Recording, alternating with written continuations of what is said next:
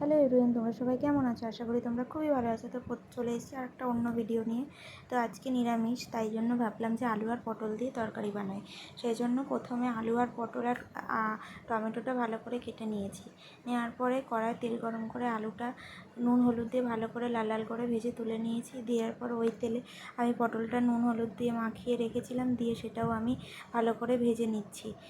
আর এরই ফাঁকে আমি একটা মশলার পেস্ট বানিয়ে নেব, আদা, জিরে, কাঁচা লঙ্কা আর টমেটো দিয়ে এবারে আমি কড়ার মধ্যে যেই তেলটা ছিল সেই তেলেই ফোড়ন দিয়ে দিচ্ছি গোটা জিরে আর তেজপাতা, তার মধ্যে কুচনো টমেটোটা দিয়ে দিলাম। দেওয়ার পরে নাড়াচাড়া করে নিচ্ছি।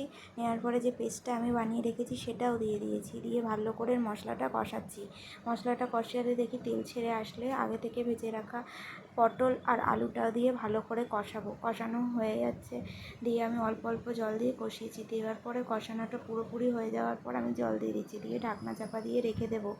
আমার যদি এই ভিডিওটা তোমাদের ভালো লেগে থাকে আর আমার চ্যানেলটাকে প্লিজ একটু সাবস্ক্রাইব করে দিও। এরপরে তোমরা দেখতে পাচ্ছ আমি ঢাকনা চাপাটা খুলে দেখে নিচ্ছি আলু আর পটলটা ভালো করে সেদ্ধ হয়েছে কিনা।